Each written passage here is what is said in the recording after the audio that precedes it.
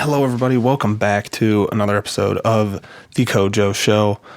I say this every episode, but thank you guys so much for the support. It's been unbelievable. And I honestly can't say thank you enough. Today's word comes out of Matthew chapter 13, starting at verse 3, the parable of the sower. Now, what is the parable of the sower? Well, this is one of Jesus's parables where a great multitude has gathered, and he decides to sit out on a boat on the edge of the sea. I believe it's the Galilee Sea, and the multitudes are deciding to gather around him and listen to what he has to say. And so he starts this parable of the sower where he starts talking about seeds falling on stony places, thorny places, good soil, and decides to connect this all to him talking about a person's soul. And he explains this parable to his disciples later in the passage, but we're going to break down this passage and talk about what it really means and how it applies to us. The question I want to ask you guys before we get into this episode is, what sort of soil are you?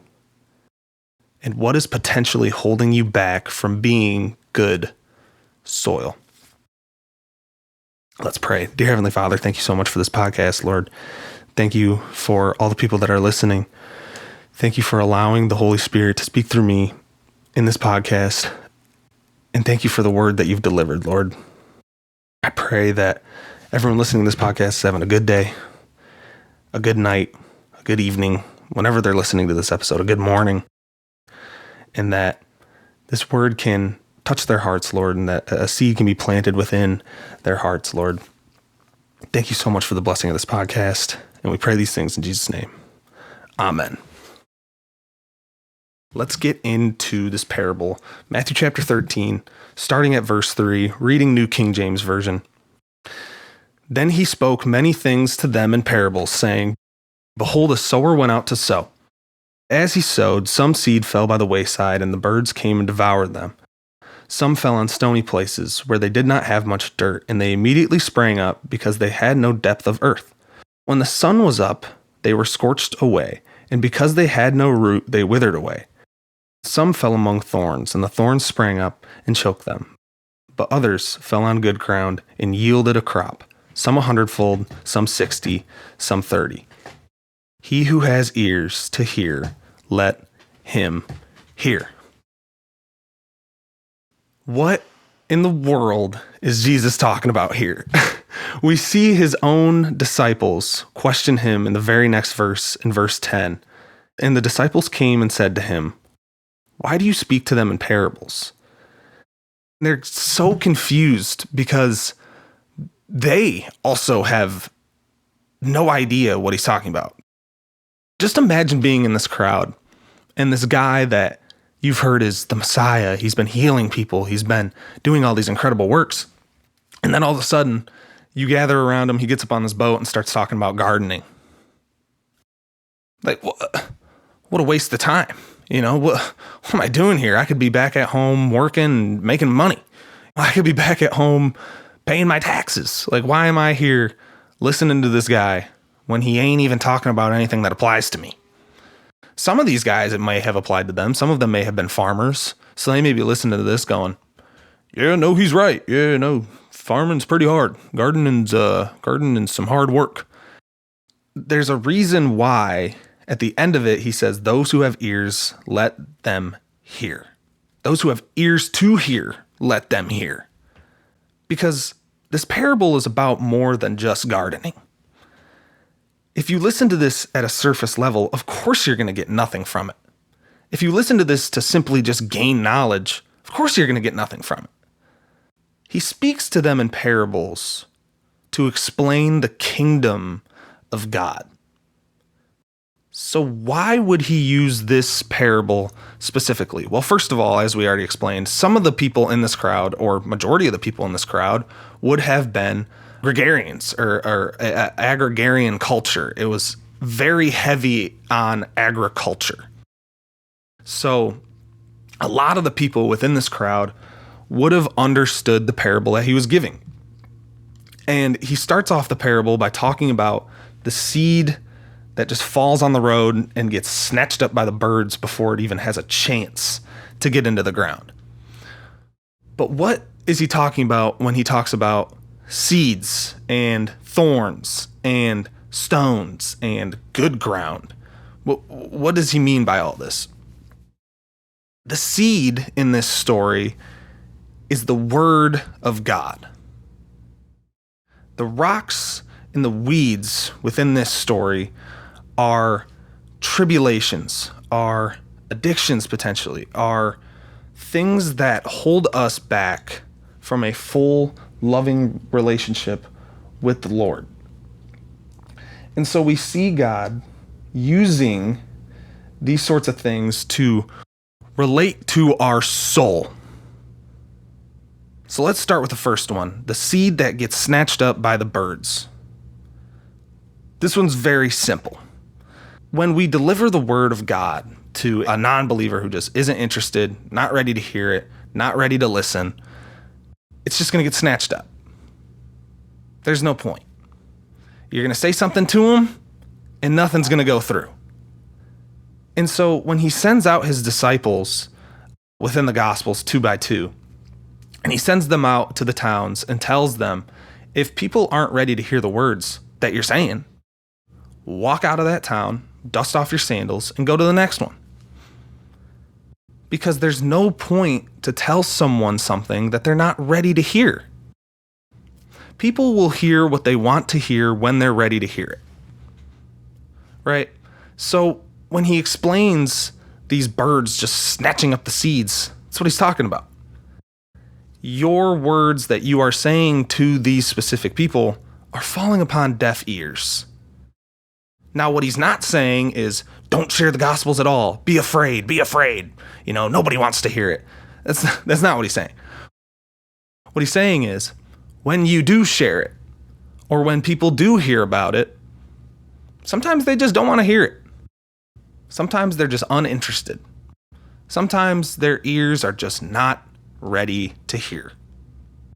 Their ears can hear, they're just not ready to hear. In the next example, Jesus talks about stony grounds. When it relates to your soul, and when it relates to the Word of God, in my case, I was at a basketball camp that was a Christian basketball camp. And for a full week, we had 18-hour days where it was wake up at 6 a.m., get breakfast, go to service, and then it was just 17 hours or 16 hours of just constantly moving. I mean, you were never done moving. But on the last night of basketball camp, I remember I got saved. And I remember it was the most incredible feeling I had ever felt in my life. It was truly like the Holy Spirit had just come upon me. And it was just, it's unexplainable. It's unexplainable, really. Like, it moved me to tears, and it moved my roommate in my cabin to tears as well. And it was an incredible experience, honestly. But that seed that had been planted fell on stony ground. As Jesus says in verse number 5, some fell on stony places where they did not have much earth, and they immediately sprang up because they had no depth of earth. But when the sun was up, they were scorched, and because they had no root, they withered away. I had no root. I was the stony ground. I had a very thin layer of soil. So when I heard this good news of Jesus, and you hear the counselors and you hear the camp people saying, hey, when you go to the outside world, don't let this word that you've heard slip.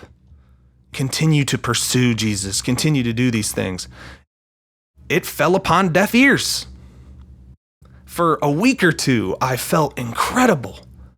I was like, oh man, Jesus loves me. I'm saved. I'm going to heaven. This is great.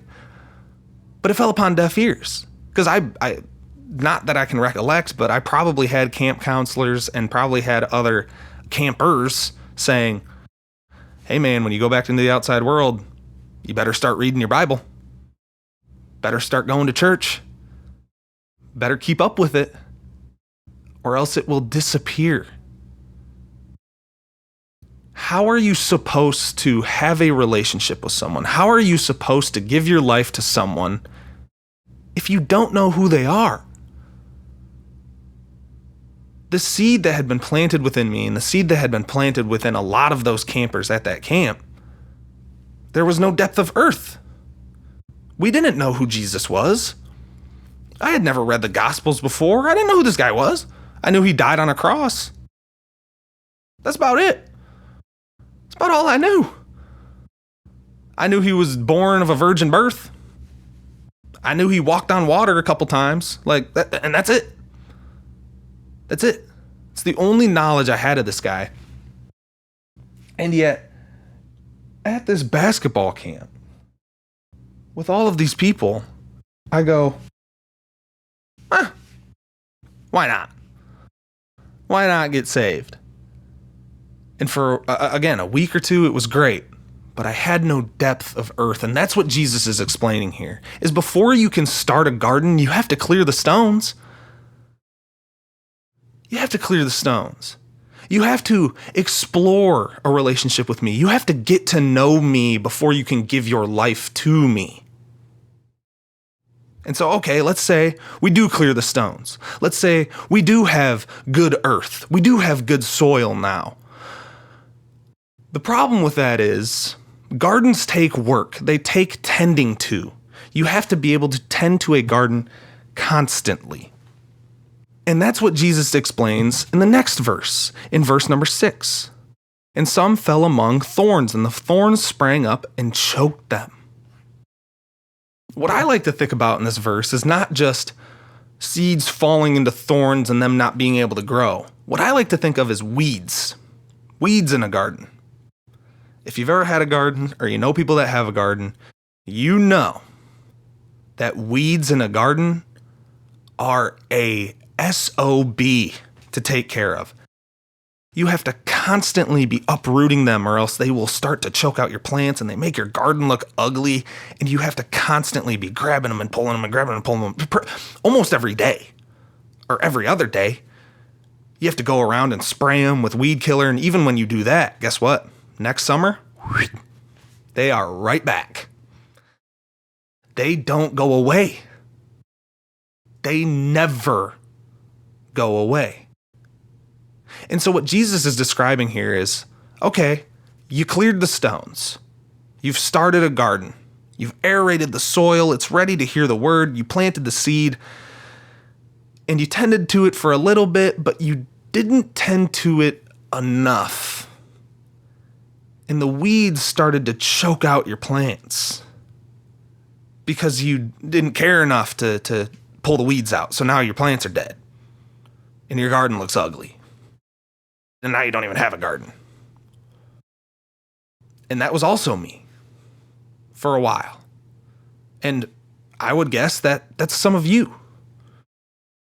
I started reading the Gospels and I started getting this relationship with Jesus, and I started really feeling his love and his presence. And I really started to explore what it meant to be a Christian, to be in a relationship with Jesus. I started going to church a little bit. But I had some weeds, and I still have some weeds that just wouldn't go away. And I would uproot them and they would come back. And I would uproot them and they would come back. And for me, it was addiction. For me, it was addiction to worldly things, and specifically, it was an addiction to pornography. And this weed within my garden just wouldn't disappear. It wouldn't go away. And I realized that that's what Jesus is talking about in this passage is, it's not going to go away. You have to constantly uproot it and constantly be taking care of your garden. And what he's telling us to do is to constantly submit to him within every single area of our life. To be without ourselves, to be outside of ourselves, to do things that are not within us, to do things that are His way and His will in all endeavors in life. Changing the music you listen to, the shows you watch, the movies you watch, the people you talk to, the places you go. Every single area of your life must submit to His will in order to continue to pluck that weed. Because the more you pluck that weed, the less and less and less and less it's going to grow back. You pluck it right when it starts. And that's the same thing with temptation. It's the same thing with addiction. Sometimes you wait too long and that weed gets really strong and it looks really scary and it looks like it's never going to disappear. But guess what? It's still possible to pull that weed out. It's still possible to have a beautiful garden even when there are weeds that look like they're impossible to get rid of. Because Jesus tells us that with God, nothing is impossible. And He says that some of those seeds, after you continue to pluck those weeds and you continue to tend and take care of your garden, you continue to endeavor in your word, you continue to go to church, you continue to go to fellowship, you continue to do these things and submit to Jesus in every single area of your life, you continue to build a relationship with Him where all you need is Him. And that's when you start to see the good soil. And that's when you start to produce crops, some 100-fold, some 60-fold, some 30-fold. The weeds may not go away, but as long as you keep tending to them, they don't matter. Those stones within your garden, guess what? You can grab them and throw them out of there. Get out of here. Tending to a garden is like tending to your soul. It takes time, it takes sacrifice, it takes so much effort. It does.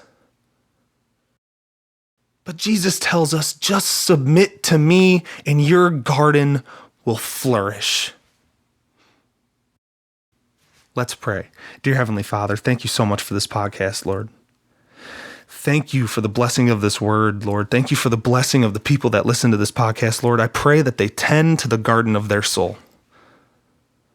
I pray that they tend to the garden of their soul, Lord. I pray that they put in the work and the time and the effort that it takes, and I pray that they submit to you, Lord, so that way they don't have to pluck these weeds and throw out these stones by themselves.